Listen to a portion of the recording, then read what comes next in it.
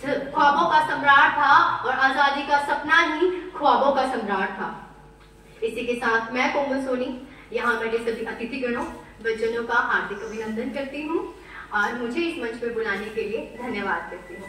आज के मेरे इस भाषण का विषय मेरा भारत विकसित भारत रहेगा और आप सभी को विश्व हिंदी दिवस की बहुत बहुत बधाई। और इसी कारण से आज का मेरा ये भाषण हिंदी में रहेगा। जैसा कि मैंने आपको बताया, अपनी कविता में बताया कि हमारे देश की आजादी की जंग के अंदर हर एक व्यक्ति एकजुट से एक साथ होकर लड़ाई कर रहे थे और इसी कारण से एकता के बल पे हमें आजादी मिली।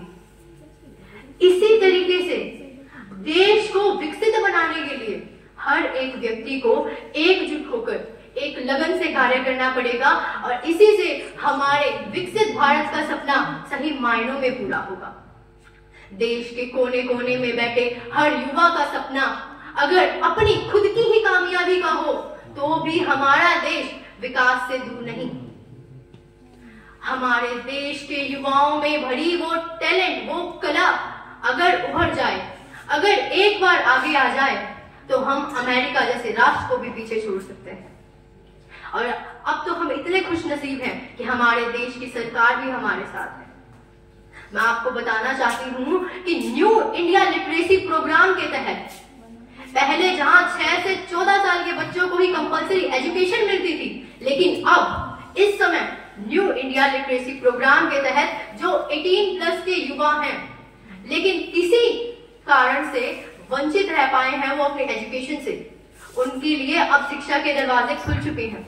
वो वोकेशनल स्टडीज में भी एनरोल हो सकते हैं, अपनी स्किल्स को डेवलप कर सकते हैं।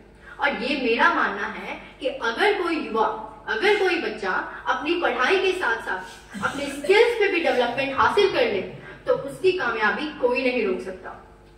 मैंने बहुत लोगों से सुना है कि हमारे इंडिया की एजुकेशन पॉलिसी बहुत खराब है, लेकिन मैं ये बताना चाहती हूँ कि हमारे इंडिया के बहुत सारे युवा जैसे सुंदर पिचै, सत्य नाडेला, लक्ष्मण नरसिम्हन और शांतनु नारायण जैसे इंडियंस आज दुनिया की सबसे बड़ी कंपनियां गूगल, माइक्रोसॉफ्ट, एडोबी, IMD और स्टारबक्स के अंदर CEO हैं।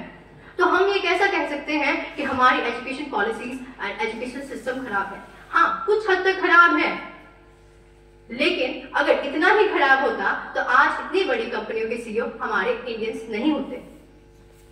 और मैं आपको ये बताना चाहती हूँ कि 2025 के अंदर हमारे जो हिस्ट्री के अंदर मुगलों के इतिहास पढ़ाया जाता था वो अब बदल के भारत का इतिहास पढ़ाया जाएगा।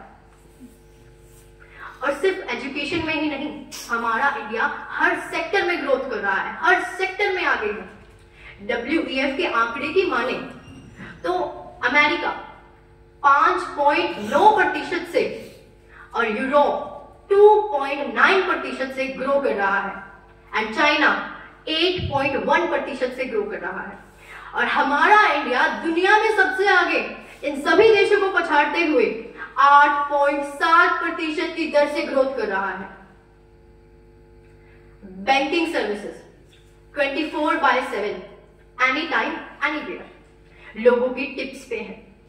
UPI को जारी करने वाला दुनिया का पहला देश इंडिया बना। ये गर्व की बात है कि एक हमारा ही देश है जिसके अंदर ठेलों से लेके बड़े बड़े बैंकों तक, बड़े बड़े रेस्टोरेंट्स तक UPI यानी ऑनलाइन पेमेंट होती है। इसी तरक्कियों को देख के मेरे मन में एक शायरी आती है, मैं आपको जरूर सुनाना चाहूंगी। कभी गिरे कभी उठे, कभी गिरे कभी उठे और आगे बढ़ते चले गए। कभी गिरे और कभी उठे और आगे बढ़ते चले गए। ये हमारी कामयाबी का दौर था शायद, कि बिगड़ते हुए काम भी बनते चले गए, कि बिगड़ते हुए काम भी बनते चले गए। हमारे देश में कोई एक ऐसा शहर नहीं है जो उभरा हुआ है। हमारे देश में कोई एक ऐसा शहर नहीं है जो विकसित है। यहाँ अनेकों ऐसे शहर हैं। हमारे देश में बन रहा हमारे देश का एक शहर जो सिर्फ मछलियों के व्यापार के लिए जाना जाता था। मेरे कहने का मतलब है एक ऐसा छोटा सा शहर जो जिनके अंदर सिर्फ और सिर्फ मछलियों का व्यापार हुआ करता था, आज वो शहर एक इंडस्ट्रियल हब बन चुका है, गुजरात का ढोलेरा। शायद कई लोगों ने इस शहर के बारे में सुना भी नहीं होगा, गुजरात का ढोलेरा। पर मैं आपको ये बताना चाहती हूँ कि ये जो गुजरात का ढोलेरा है, ये छोटे से लेके बड़ा बिजनेस, हर बिजनेस के अंदर आगे बढ़ने वाला शहर है। यानी ये आने वाले टाइम पे ग्रोथ वाला शहर है। अगर किसी को इन्वेस्टमेंट, अगर अपना बिजनेस ग्रो करना चाहते हैं तो ये सबसे बड़ा मौका है कि ढोलेरा में ये होने वाला है। सेमीकंडक्टर से लेके पोर्ट से लेकर छोटे से बड़े बिजनेस तक लेकर हर कुछ यहाँ होने की आशा है। डिफेंस, वेपन इंडस्ट्री भी यहाँ आने की भी आशा है कि ढोलेरा में अब वेपन इंडस्ट्री बने।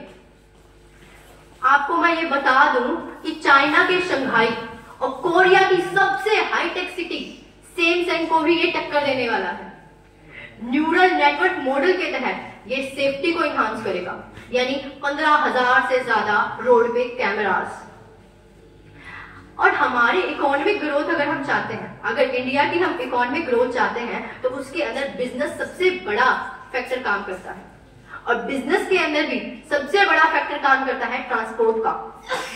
उस ट्रांसपोर्ट के ही सेक्टर के अंदर हमारे माननीय ट्रांसपोर्ट मिनिस्टर नितिन गडकरी साहब ऐसी सड़कों का निर्माण करवा रहे हैं जहां पे ईवी कार्स यानी electronic vehicle, buses, trucks smoothly और ऑटोमेटिकली चल सके। जी हाँ, ऐसी ऑटोमेटिक कार्स जो खुद ब खुद चल सके, ऐसी रोड्स का निर्माण करवाया जा रहा है। और ये सभी बातें तो हमारी तरक्की की थी, इनसे अंदाजा लगाया जा सकता है